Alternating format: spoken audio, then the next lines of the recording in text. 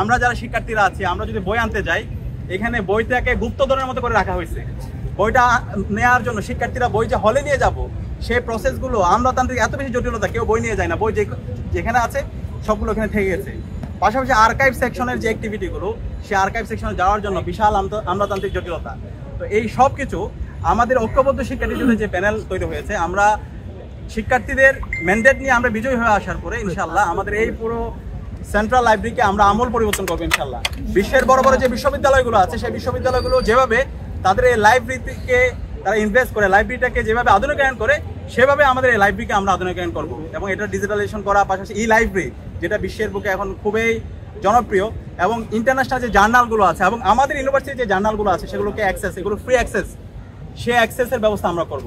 তো সবাইকে অসংখ্য ধন্যবাদ। এবং এর পাশাপাশি আমরা যে অ্যাক্টিভিটিগুলো করছি, আমাদের গত 1 বছর এবং জুলাই আন্দোলনে আমাদের এখানে যারা ঐক্যবদ্ধ শিক্ষার্থী জুড়ে আমরা প্যানেলে যারা ক্যান্ডিডেটরা আছি, আমাদের লিডারশিপ কোয়ালিটি, আমাদের কম্পিটেন্সি, আমাদের অনেস্টি, আমাদের ইন্টিগ্রিটি, সেটাকে দেখে অনেক আমাদের বন্ধুপতি অথবা প্রতিপক্ষরা তারা আমাদেরকে আদর্শিকভাবে আমাদের কাজের মাধ্যমে, মেধার মাধ্যমে তারা আমাদেরকে মোকাবেলা করতে না পেরে তারা ক্রমাগত আমাদের বিরুদ্ধে প্রপাগান্ডা করছে, আমাদের বন্ধুদের বিরুদ্ধে সাইবার বুলিং করছে। আমরা সবাইকে আহ্বান করছি, আসেন এই ধরনের কাদা ছড়ি আমরা বন্ধ করি, আমরা প্রতিযোগিতা করি, আমরা মেধার চর্চা করি, আমরা আইডিয়ার প্রতিযোগিতা করি, আমরা শিক্ষার্থীদেরকে আমরা আগামী ঢাকা বিশ্ববিদ্যালয় কেমন বিনির্মাণ করতে চাই সেই আইডিয়াগুলো আমরা বিশ্ববিদ্যালয়ের শিক্ষার্থীদের সামনে আমরা পেশ করি।